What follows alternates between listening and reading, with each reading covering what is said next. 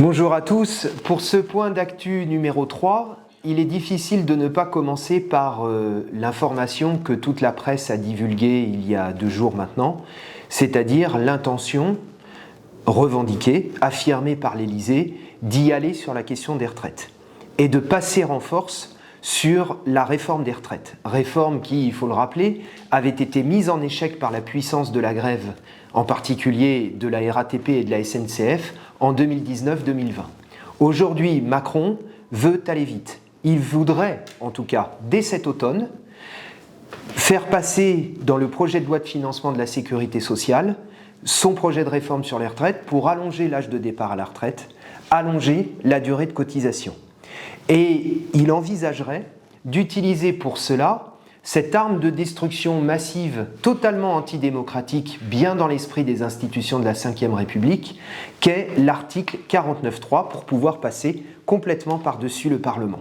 Donc on est là au cœur de la politique destructrice du gouvernement de Macron qui a décidé de s'en prendre à tous les acquis de la classe ouvrière, à tous les acquis des travailleurs.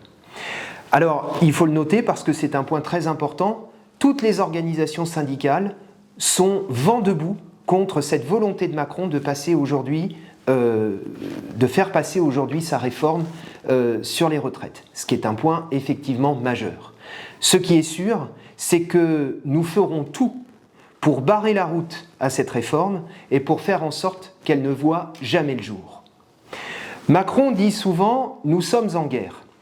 Il devrait plus exactement dire « je suis en guerre, je fais la guerre ».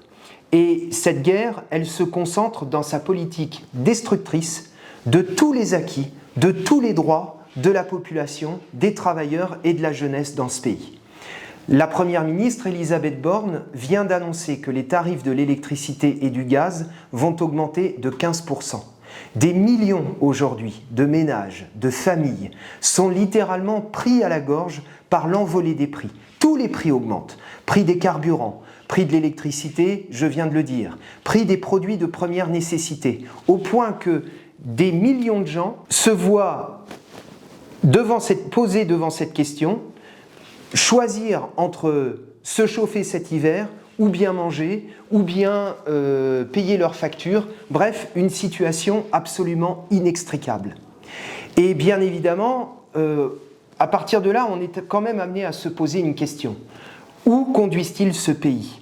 Parce que les conséquences de la politique destructrice de Macron et de son gouvernement s'étalent sous nos yeux. On a vu cet été les incendies de forêt, et on a vu en même temps que les pompiers manquaient de tout, qu'ils sont en sous-effectif, qu'ils sont sous-équipés. Mais il n'y a pas que les pompiers.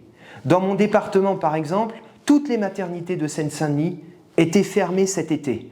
On apprend aujourd'hui qu'à l'échelle de l'assistance publique des hôpitaux de Paris, près de 30% des blocs opératoires sont fermés par manque de personnel soignant. Et on pourrait continuer la liste. Depuis 2 semaines, plus exactement, s'est déroulée la rentrée scolaire. Et la rentrée scolaire a montré également que dans les écoles, dans les établissements scolaires, on manque de tout. On manque d'enseignants, on manque d'AESH. La liste, malheureusement, est totalement incomplète. Il faudrait citer les jeunes. Des milliers de jeunes aujourd'hui et d'étudiants en particulier n'arrivent pas à se nourrir s'ils ne font pas la queue aux banques alimentaires. C'est ça la situation de ce pays. Et ce bilan, c'est celui de Macron et c'est celui de ce gouvernement.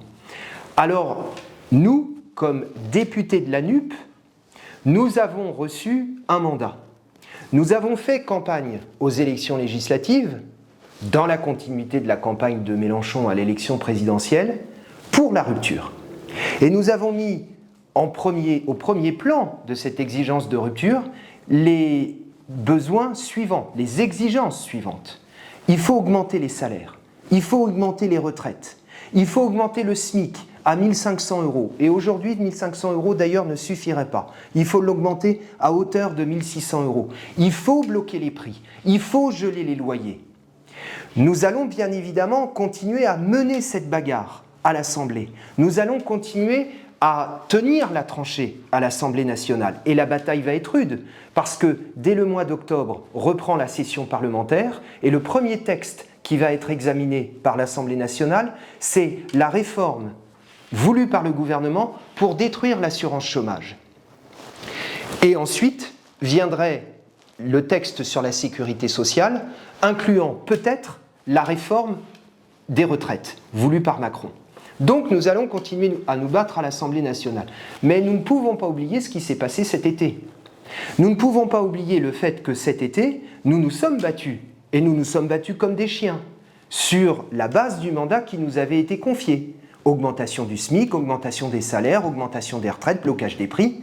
Mais à quoi avons-nous été confrontés? On a été confrontés à un bloc en face de nous, des députés macronistes, qui ont fait littéralement bloc, je pense que le terme est le bon, avec les députés les Républicains et les députés du Rassemblement national qui se sont coalisés, qui ont marché main dans la main pour s'opposer avec acharnement à tous les amendements que nous avons pu présenter. Au compte de quoi, la loi voulue par Macron et par son gouvernement, dite de défense du pouvoir d'achat, est passée. Le problème, c'est que cette loi est en réalité une loi contre le pouvoir d'achat, une loi de baisse des salaires, une loi de baisse des retraites. Donc on ne peut pas oublier ce qui s'est passé cet été à l'Assemblée nationale et qui de toute évidence risque de se reproduire à l'automne. Et qui est lié par ailleurs à une chose toute simple, c'est que dans les institutions de la Ve République, la marge de manœuvre de l'Assemblée nationale est quand même des plus réduites. La preuve, Macron envisage de faire passer sa réforme des retraites en utilisant une ficelle totalement antidémocratique qui est celle de l'article 49.3, j'en ai parlé au tout début. Donc nous allons nous battre à l'Assemblée. Mais j'allais dire, d'abord et surtout, nous allons nous adresser à la masse de la population, de la jeunesse de ce pays, en commençant dans nos circonscriptions. C'est ce que je vais faire par exemple le 25 septembre prochain à Livry-Gargan, en organisant une assemblée populaire de circonscription, ouverte largement à la population pour dresser ensemble l'état des lieux de la situation, l'état des besoins, des revendications urgentes, discuter ensemble des initiatives à prendre pour faire aboutir ces revendications. Et nous allons, dès maintenant, préparer la marche sur Paris contre la vie chère qui aura lieu à la mi-octobre.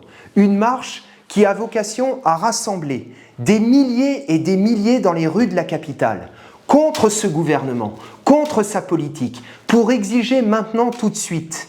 Les salaires doivent augmenter, c'est une question vitale. Les retraites doivent augmenter, les loyers doivent être gelés, les prix des produits de première nécessité doivent être bloqués. Et cette bataille, qui est une bataille de regroupement, d'organisation, de mobilisation de masse, nous l'engageons dès maintenant.